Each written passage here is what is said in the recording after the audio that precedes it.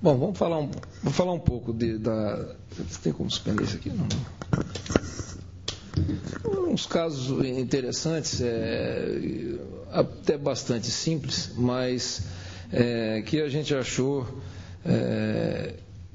que o laser pode contribuir, vamos dizer, no tratamento de algumas malformações, de alguns hemangiomas. Para falar em alguma coisa sobre hemangioma, a gente começa a falar dar uma recordação sobre angiodisplasias, que são malformações vasculares devido a algumas alterações patogênicas e desontogênicas no curso normal da angiogênese. Onde é que eu passo aqui o primeiro? É só clicar aqui em cima. Lembra de cá? Aqui. Bom, a angiogênese, então, já que estamos falando de angiogênese, ela deriva do grego, angeion, vaso, gênese, produção. O vaso sanguíneo e o sangue, né, se originam a partir da 3ª semana e derivam do mesoderma extraembrionário. A angiogênese dos linfáticos a partir da 5ª semana, né, e são independentes do sistema venoso. Então, são evoluções completamente diferentes embriologicamente. A etiopatogenia das angiodisplasias, em geral, a grande maioria são problemas genéticos, mas alguns fatores exógenos e ambientais, como infecções tóxicas, medicamentosas, metabólicas, podem estar associados também na sua etiopatogenia. A classificação das angiodisplasias são muito complicadas, cada livro que se vê tem um tipo de classificação, tem uma coordenação diferente. Mas elas são divididas basicamente em vasos sanguíneos, vasos linfáticos, né? E vasos sanguíneos e linfáticos juntos. Sendo os vasos sanguíneos só capilares, artérias, venosas e as mistas. E os vasos linfáticos são os tumorais, tronculares, linfedemas congênitos. E dos vasos sanguíneos e linfáticos são as hemolinfangiodisplasias, né? Os tumores vasculares, os mais comuns, então, são os hemangiomas, que é o que nós vamos falar alguma coisa aqui. O angiosarcoma pode ser também, são classificados como malignos, né? E os hemangiopericitomas. E temos os linfangiomas, linfangiosarcomas, linfangiomiomas, e sarcoma de Kaposi e outros hemangiomas malignos. Entre os hemangiomas, temos os que surgem na pele, no subcutâneo ou em qualquer outro órgão. Você pode ter os hemangiomas surgindo em outros órgãos, além do que a gente está habituado a ver externamente. São do tipo amartoma. O termo amartoma é para diferenciar dos malignos, embora o amartoma a gente pensa que é um hemangioma maligno, mas é benigno. São as formas mais congênitas de tumores vasculares. Então, sobre esses hemangiomas, o que nós vamos interessar aqui hoje são esses três: hemangiomas capilares, hemangiomas senis, que são aqueles nevos rubis, muito comum a partir do envelhecimento da pele, e hemangiomas cavernosos também. Os outros hemangiomas aqui não se prestam muito ao tratamento com laser, mas esses três aqui a gente tem visto que tem dado algum resultado. Esse é o aparelho de laser que a gente usa, que é um Vasculite, né? Ele tem dois braços, um para vaso só e o outro que é uma luz pulsada. Esse é o laser e o outro é a luz pulsada, que pode ser usado também.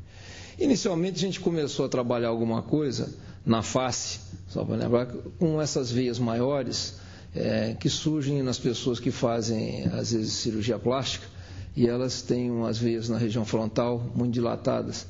E a gente começou a experimentar algum tratamento e viu que a coisa funcionava bem mesmo nessas veias desse tamanho. Fizemos esse, o paciente pareceu bastante um tipo de veia bastante dilatada e que uma aplicação de laser só já resolveu bastante. E a gente foi se animando um pouquinho com essas veias que surgem na região frontal, especialmente pessoas que fazem cirurgia plástica.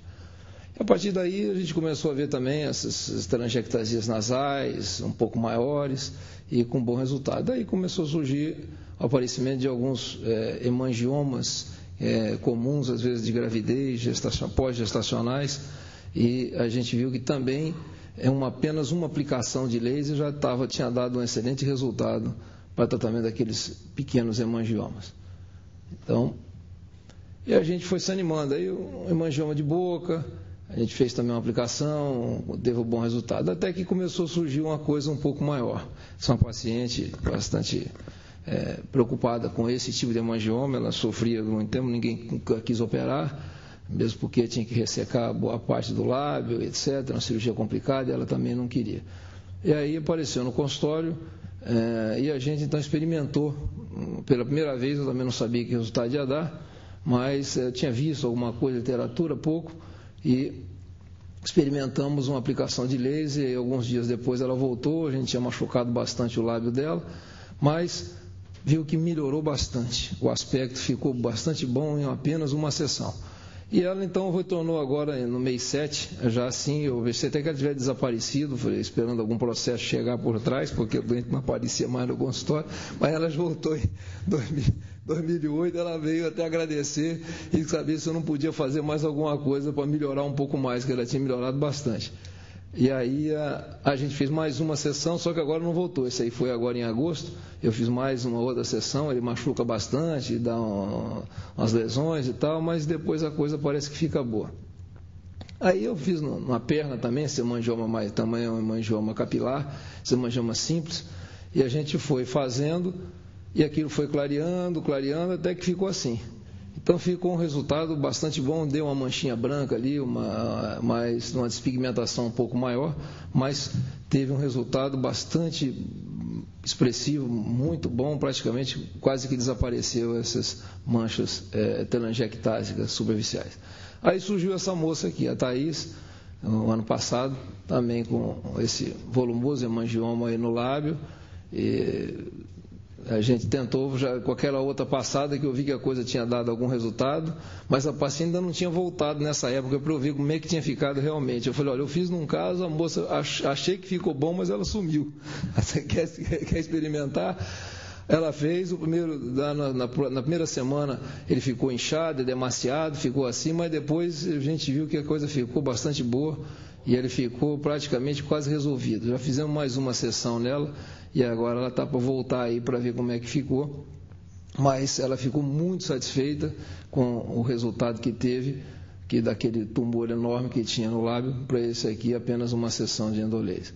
E esse é o caso que eu já mostrei em outras ocasiões, que é um hemangioma cavernoso, ela tinha lesões verrucosas, e ela tinha sangramento, que eles chamam de síndrome de Cassabá-Merritt, que tem sangramentos de tumores por hemangiomas. E essa paciente, então, ela começou a fazer, mas depois ela sumiu. Ela chegou a essa fase aí, uma fase bastante boa, e não voltou mais, porque ela se mudou do Rio de Janeiro, se eu não me engano, voltou para Minas Gerais, e a gente não pôde continuar o tratamento dela, mas ela já estava muito satisfeita com essa fase que estava, porque ela passava uma maquiagem discreta e botava um lenço e tal, e já conseguia frequentar um pouco mais a rua sem muito constrangimento. Então, como conclusão, a gente chegou a essa conclusão que os hemangiomas, tanto hemangiomas capilares, como hemangiomas cavernosos e alguns hemangiomas senis, apresentam um resultado bastante bom com laser transdérmico, que também às vezes associado ao fotodérmico e à luz pulsada. E a gente trouxe aqui hoje mesmo para fazer essa comunicação, dizer que às vezes algum caso a gente vê no consultório e saber que pode ter algum resultado razoável. Obrigado.